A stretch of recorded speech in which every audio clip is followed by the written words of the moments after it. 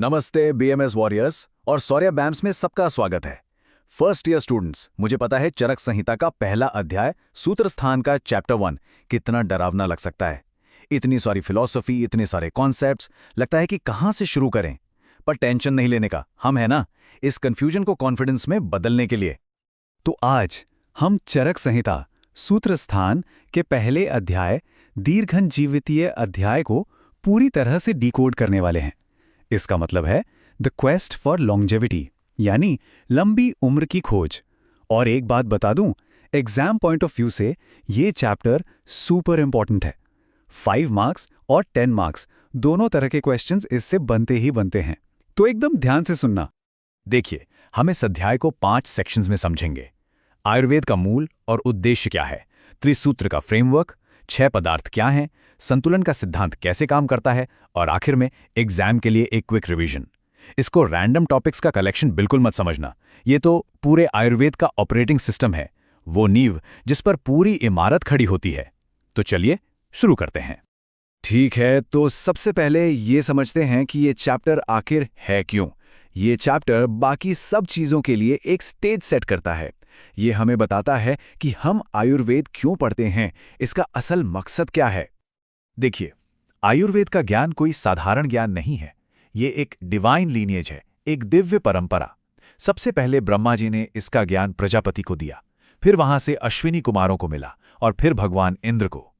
जब धरती पर रोग बढ़ने लगे तो ऋषि भारद्वाज तपस्या करके ये ज्ञान इंद्र भगवान से मनुष्यों के लिए लेकर आए, और फिर उन्होंने पुनर्वसु आत्रेय जैसे महान ऋषियों को सिखाया, जिन्होंने आगे अपने शिष्यों जैसे अग्निवेश को ये ज्ञान दिया। अब आता है एक इंपॉर्टेंट श्लोका अलर्ट, इसको तो रट ही लो। धर्मार्थ काम मोक्षाणाम आरोग्यम मूलमुत्तमम। इसका मतलब बहुत सिंपल है कि हेल्थ यानी आरोग्य ही जीवन के 4 मुख्य लक्ष्यों को पाने का सबसे बेहतरीन फाउंडेशन है, सबसे उत्तम मूल है।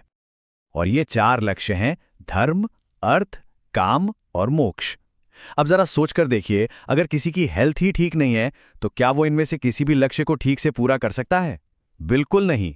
इसीलिए आरोग्य को सबसे जरूरी संपत्ति माना गया है। तो अब हम जान गए हैं कि क्यों आयुर्वेद इतना जरूरी है। अब चलिए समझते हैं कैसे, मतलब आयुर्वेद विज्ञान का फंडामेंटल फ्रेमवर्क क्या है। यह है त्रिसूत्र। इसे आयुर्वेद की ABC समझ लो। हेतु, लिंग और औषध, यानी रोग का कारण, रोग के लक्षण और रोग की दवा। ये एग्जाम में पक्का आने वाला क्वेश्चन है, तो इसको अच्छे से समझ लेना है। ये डायग्नोसिस और ट्रीटमेंट के 3 पिलर्स हैं। तो सबसे पहले है हेतु, यानी क्यों। और मजे की बात यह है कि हेतु सिर्फ बीमारी का नहीं होता, हेल्थ का भी होता है। जैसा कि इस फ्लोचार्ट में दिख रहा है, हेतु कई तरह के हो सकते हैं। बाहरी, जैसे गलत लाइफस्टाइल, या आंतरिक, जैसे दोषों का इम्बैलेंस। आयुर्वेद में हम सिर्फ सिम्टम्स नहीं देखते, हम रूट कॉज तक जाते हैं। दूसरा सूत्र है लिंग, यानी क्या। ये वो लक्षण या साइंस हैं जो हमें बताते हैं कि कोई स्वस्थ है या आतुर, यानी पेशेंट। देखिए, स्वस्थ के अपने लक्षण हैं और रोगी में सामान्य और विशेष लक्षण दिखते हैं। इन्हीं लक्षणों के आधार पर डायग्नोसिस किया जाता है। और आखिर में है औषध, यानी कैसे ठीक किया जाए। अब देखो, औषध का मतलब सिर्फ मेडिसिन नहीं है। जैसा कि दिख रहा है, इसमें हेल्थ मेंटेन करने के लिए डेली रूटीन, हेल्थ प्रमोट करने के लिए पंचकर्म और डिजीज को ठीक करने के लिए स्पेसिफिक ट्रीटमेंट, सब कुछ शामिल है। ये एक कंप्लीट होलिस्टिक प्लान है। यहां पर स्टूडेंट्स एक बहुत कॉमन गलती करते हैं, त्रिसूत्र और त्रिदंड को एक समझ लेते हैं। नहीं, त्रिसूत्र एक डायग्नोस्टिक फ्रेमवर्क है, हेतु, लिंग, औषध, जबकि त्रिदंड तो लाइफ के 3 पिलर्स हैं, सत्व, आत्मा और शरीर। इनके जुड़ने से ही जीवन है, ये पॉइंट याद रखना। अब हम आते हैं षट पदार्थों पर। ये वो 6 फंडामेंटल कैटेगरीज हैं जिनका इस्तेमाल आयुर्वेद इस यूनिवर्स में मौजूद हर एक चीज को समझने के लिए करता है। सुनने में शायद भारी लगे, पर है बहुत सिंपल। ये हैं वो 6 पदार्थ: द्रव्य, गुण, कर्म, सामान्य, विशेष और समवाय। इनको याद रखने का एक सिंपल मेमोनिक है, DGK-SSV।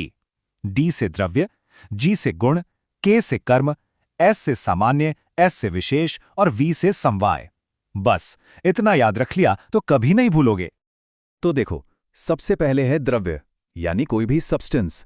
फिर आता है गुण, यानी उसकी क्वालिटी, जैसे भारी या हल्का, गर्म या ठंडा। और फिर है कर्म यानी एक्शन। द्रव्य, गुण और कर्म ये तीनों एक दूसरे से जुड़े हुए हैं। कोई भी एक्शन किसी सब्सटेंस में ही होता है और हर सब्सटेंस की कोई ना कोई क्वालिटी होती है।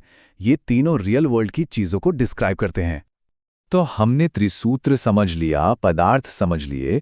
अब देखते हैं कि ये सब एक साथ मिलकर आयुर्वेदिक ट्रीटमेंट के सबसे इम्पोर्टेंट प्रिंसिपल में कैसे काम करते हैं।